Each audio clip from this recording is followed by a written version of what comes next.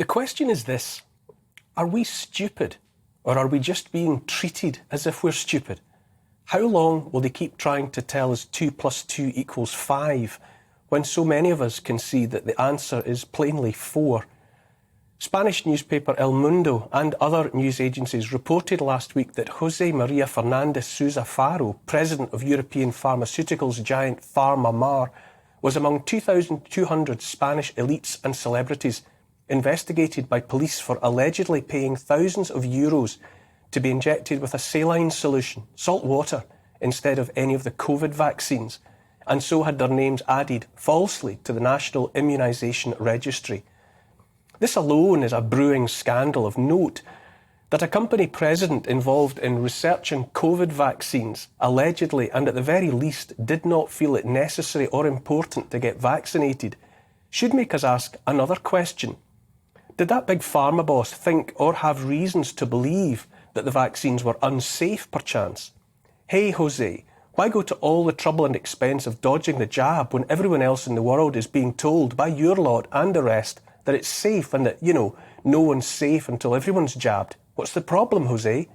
I, for one, would like to know the answer to that question.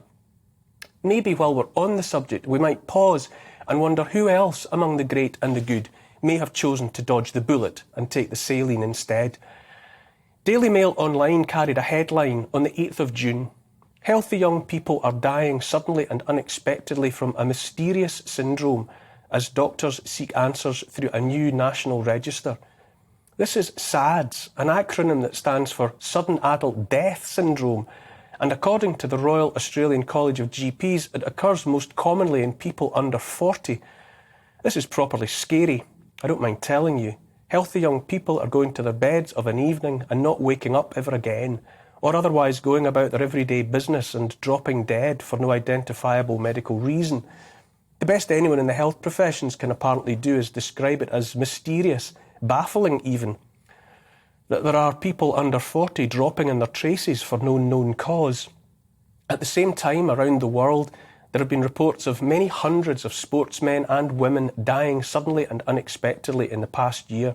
Super fit individuals, uniquely focused on their own health, keeling over dead, often on the field of play. Here at home, we have had updated information campaigns about how important it is to be aware of the incidence of heart attacks and strokes. It has been deemed appropriate to remind us as well that heart attacks are not unknown in children. It's almost as if we're not to be unduly alarmed by the sight of passers-by dropping to their knees and clutching at their chests. Elsewhere, there's a poster campaign about a rise in the number of cases of shingles. The small print on the posters mentions shingles may strike people with lowered immune systems. Fancy that. Deaths have been attributed by coroners to the COVID vaccines. The numbers are disputed, but people have died on account of the jabs. That much at least is undeniable. Around the world, there are millions of cases of alleged adverse reactions to the jabs, lives severely compromised in some cases.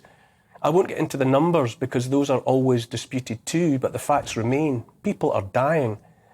The elephant in the room here is the COVID-19 vaccines. And again, I make no apology at all about banging on about this topic week after week. The push to move on, to leave all talk of COVID and pandemic behind us is palpable and I would say downright sinister. I'm nowhere near ready to move on. Not while there is still so much we do not know, so much we're not allowed to say, think and ask. We're told all about COVID-19 and all manner of ways in which it might affect health long after a person has recovered from the initial infection. But as well as the pandemic, the other momentous arrival among us, indeed in just the past year and a half, is the biggest mass vaccination campaign in the history of the world. Vaccination with products that had emergency approval, but in my opinion are experimental and for which no long-term data is available, on account of their being brand new and just out of the box. Billions of people around the world have submitted to the procedure in a coercive and bullying atmosphere created by politicians and the media that was mandatory in feel, if not in fact. Unknown and unknowable numbers of people did so simply to keep their jobs, to get on a plane and go on holiday or to a gig. And yet, in the midst of one report after another of otherwise unexplained sudden deaths in the past 18 months or so, the only emergent variable, the only new thing in the world that we're not allowed to discuss, absolutely not allowed to discuss, far less point accusatory fingers at, is the mass vaccination programme. Again, I asked the question I posed at the top of this piece. Are we stupid, or are we just being treated as if we're stupid? Which is it? We're certainly living, as the old Chinese curse has it, in interesting times. I, for one, cannot remember such a deluge of apparently unconnected events and bad news, all of it creating and maintaining a relentless anxiety and sense of impending doom. Pandemic, mass lockdowns, insistence on a climate crisis, fuel shortages, hikes in the price of fuel, energy, this, that and everything else, threat of global famine, war in Europe and no end in sight, talk of nuclear weapons and war, unconstrained illegal immigration, inflation, rising interest rates, unsustainable national debt, quantitative easing gone out of control like a runaway train, and all the while that lot is ticking over, sudden inexplicable deaths among the young and fit which we're not supposed to talk about, or at least not openly and in a way that takes account of all emergent and contributory factors of interest. Most recently, we've had the advent of monkeypox, a disease identified in African countries decades ago is apparently suddenly spreading around the world. More than 360 cases have already been identified in the UK. Monkeypox is routinely mentioned in the same breath as smallpox, that terrifying ghost from the all-too-recent past. For a while there, the official word was that 90% of those cases of monkeypox were in men who had had sex with other men, and that the infection was passed only by close and prolonged physical contact. Now, however, the Centre for Disease Control in the United States has said monkeypox may be airborne, like our old friend COVID-19, and that the wearing of masks might be a good idea again, just to be on the safe side. You might say, it's a basic question, but what on earth is going on here?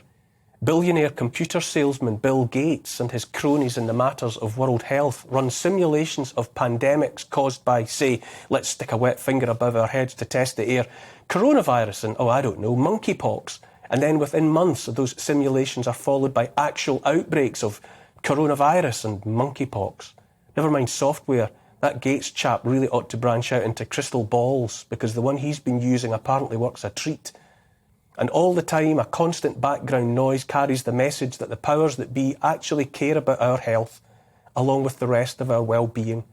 Last week brought the news as well of a proposed rise in the age when a person might buy cigarettes. That's a good one, isn't it? Hard to argue that such a move is about anything other than saving us from ourselves. Except you could also justifiably point out that this is working towards prohibition, just another brick in the wall of controlled lives. That decision is not yours to make, little human. It's ours. I was with my family in central London a couple of weeks ago, and we couldn't help but start counting the recently installed gaudily coloured shop fronts that hadn't been there the last time we walked those streets together. Willy Wonka style, offering all manner of sweets. I say we started counting, but we lost track before the end. They seemed to be everywhere. I'm no health expert, as I freely declare, but those cathedrals to candies look to me like type 2 diabetes on a stick, to say the least. Consume your sugar sensibly, I'm sure those purveyors say in the small print on their products. Don't smoke, kids. Suck this instead. We're not well in the West, and in all manner of ways. Off the coast of North America, scientists are finding the fish full of antidepressants, thanks to the amount of those drugs entering the water supply via the urine of millions of medicated people. Here at home in Britain, other scientists find fish spontaneously changing sex on account of how much estrogen is making its way into the water supply from women taking the contraceptive pill. Sperm counts are falling in British men at the same time, leading to falling fertility. But best we don't bother our pretty little heads about that one either. When you think about it, we're being walked into the eye of a perfect storm. More and more people are dropping down dead of no known cause whatever, and fewer babies are being conceived and born. That, my friends, is the road to nowhere.